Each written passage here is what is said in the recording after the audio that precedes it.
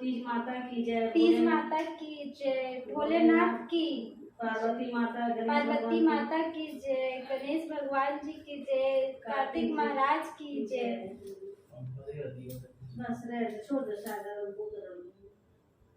जी कहते हैं, मंदार की माला से जिन पार्वती जी का केश पास अलंकृत है और मुंडों की माला से जिन शिव जी की जटा अलंकृत है, जो पार्वती जी दिव्य वस्त्र धारण की है और जो शिव जी दिगंबर नंगे हैं, ऐसी श्री पार्वती जी तथा शिव जी को प्रणाम करता हूँ।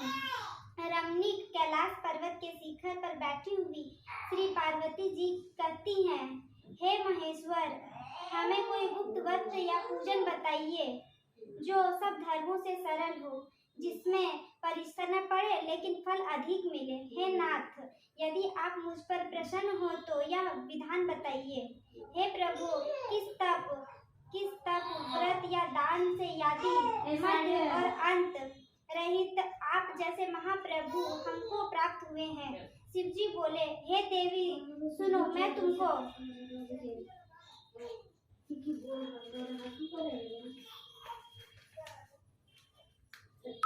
एक व्रत जो मेरा सर्वस्व और छिपाने योग्य है, लेकिन तुम्हारे प्रेम के वशीभूत होकर मैं तुम्हें बतलाता हूँ। शिव जी ने कहा, भारतवर्ष में जैसे नक्षत्रों में चंद्रमा, ग्रहों में सूर्य, वर्णों में ब्राह्मण, देवताओं में विष्णु भगवान, नदियों में गंगा, पुराणों में महाभारत, वेदों में सामवेद और इंद्रियों में मन श्रेष्ठ है, सब पुराणों और वेदों का सर्वस्व जिस तरह कहा गया है, मैं तुम्हें एक प्राचीन व्रत बतलाता हूँ। एकाग्र मन से सुनो।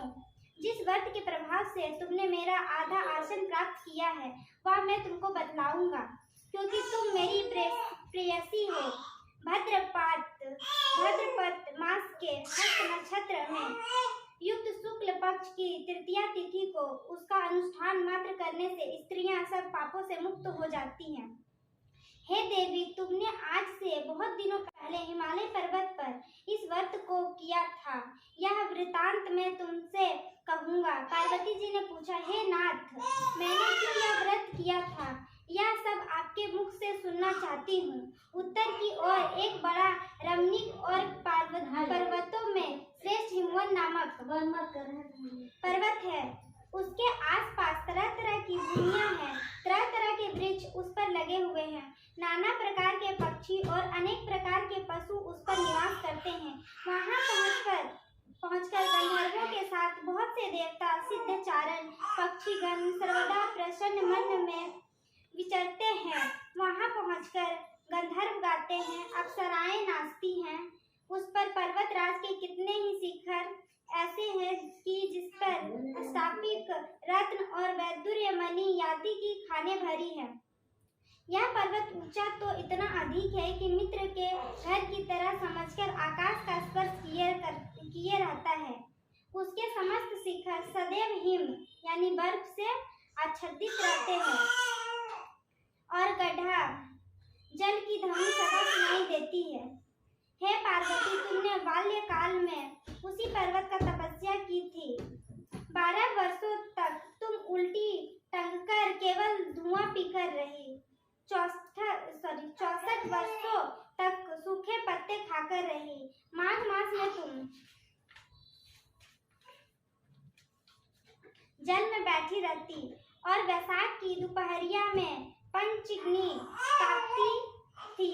श्रावण महीने में जब जल बरसता तो तुम भूखी प्यासी रहकर मैदान में बैठी रहती थी। तुम्हारे पिता इस तरह के कष्ट सहन को देखकर बड़े दुखी हुए।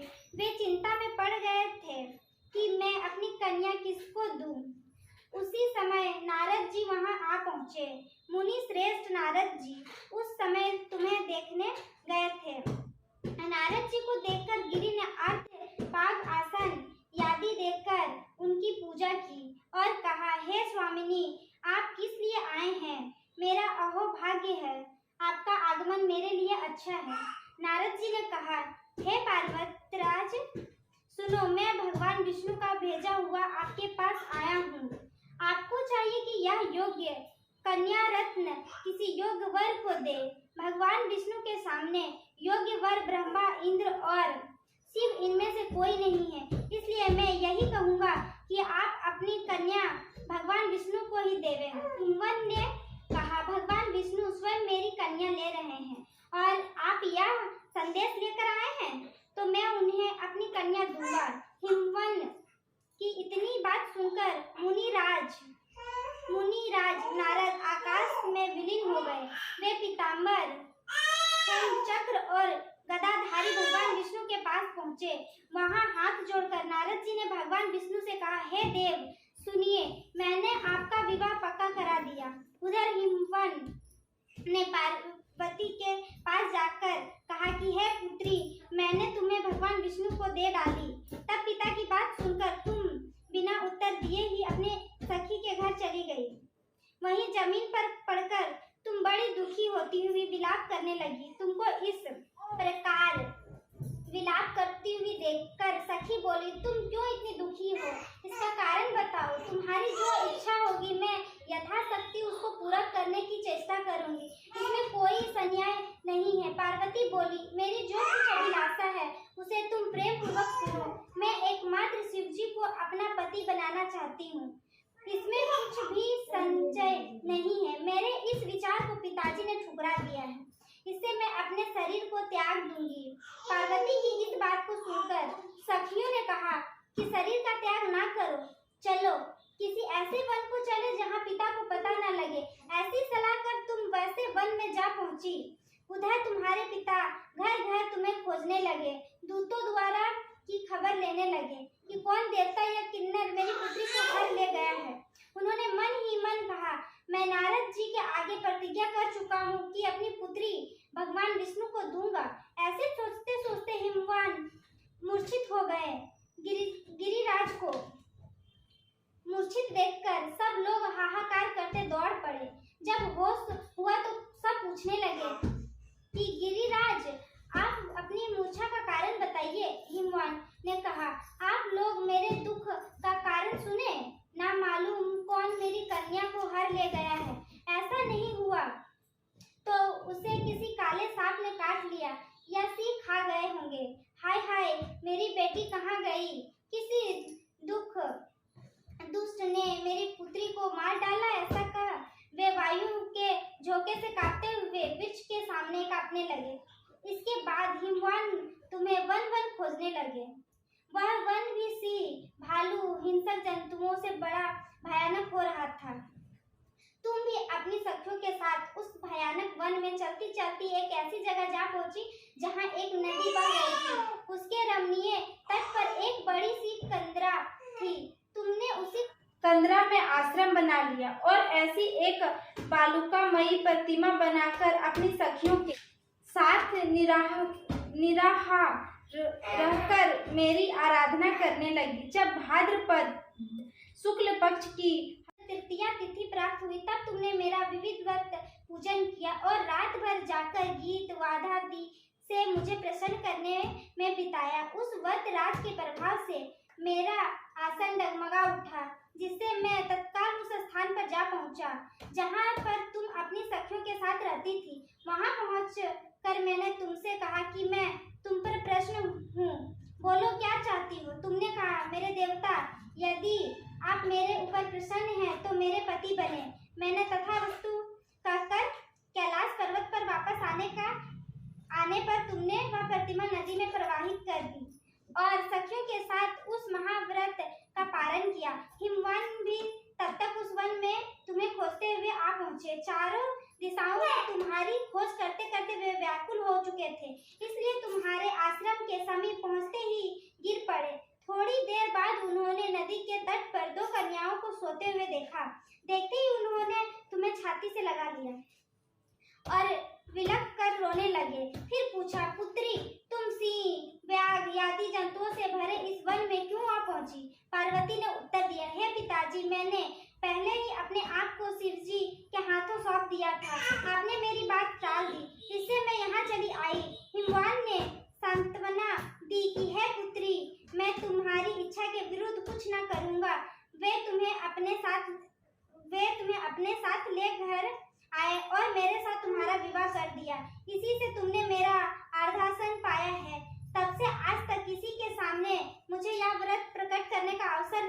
प्राप्त हुआ। हे देवी, मैं यह बताता हूँ कि इस व्रत का हरितालिका नाम क्यों पड़ा। तुमको सखियां हर ले गई थी, इसी से हरितालिका नाम पड़ा।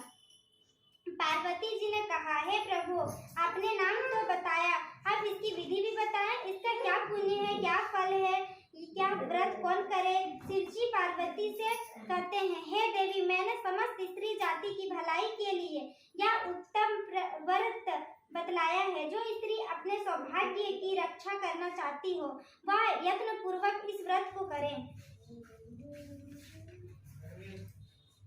केले के खंभे यादी से सुशोभित एक सुंदर मंडप बनवाएं। उसमें रंग बिरंगे के रेशमी कपड़ों से चंदोवा लगाकर चंदन आदि सुगंधित द्रव्यों से वह मंडप लिपवाएं। फिर शंख भेरी मृदंग आदि बाजे बजाते हुए बहुत से लोग एकत्रित होकर तरह तरह के मंगलाचार करते हुए उस मंडप में पार्वती तथा शिव जी की प्रतिमा स्थापित करें। उस रोज दिन भर उपवास कर बहुत से सुगंधित फूल, सुगंध और मनोहर धूप, नाना प्रकार के नैवेद्य आदि एकमात्र मेरी पूजा करें और रात भर जागरण करें। ऊपर जो जो वस्तुएं गिनाई गई हैं उनके अतिरिक्त नारियल, सुपारी, जंबीरी, नींबू, लौंग, अनार, नारंगी आदि जो जो फल प्राप्त हो सके उन्हें इकट्ठा कर ले। उस ऋतु में जो फल तथा फूल मिल सके विशेष रूप से रखें। इसके बाद धूप दीपादि से पूजन कर प्रार्थना करें। हे शिव रूपिणी, हे मंगले, सब अर्थों को देने वाली हे देवी, हे शिव रूपे, आपको नमस्कार है। हे शिव रूपे, आपको सदा के लिए नमस्कार है। हे ब्रह्म रूपिणी, आपको नमस्कार है। हे जगदात्नी, आपको नमस्कार है। हे सिंह वाहिनी, संसार के भय से भयभीत मुझ दिन की रक्षा करे, इस कामना की पूर्ति के लिए मैंने अपनी पूजा की है। हे पार्वती, मुझे राज्य और सौभाग्य दे, मुझ पर प्रसन्न होवे।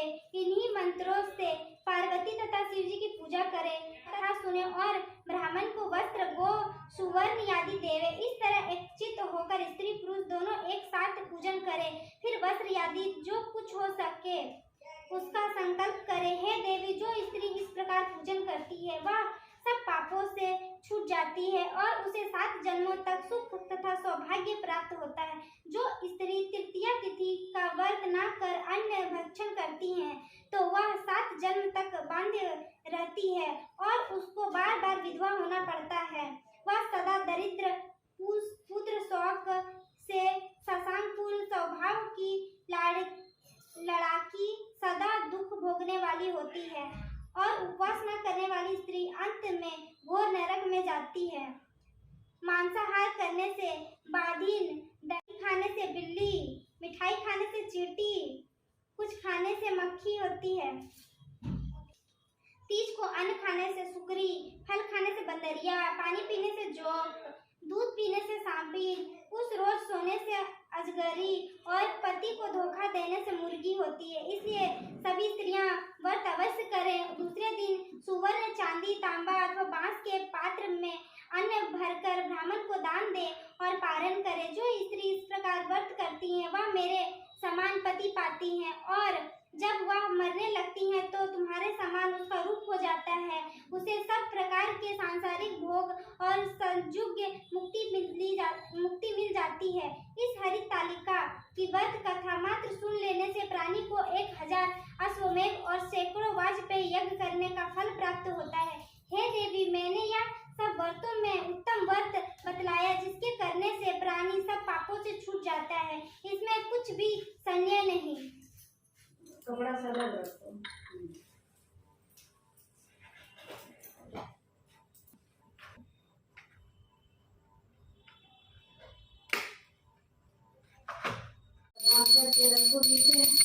बोलो बोलो भोलेनाथ की जय, तीज माता की जय, पार्वती माता, गणेश भगवान की जय।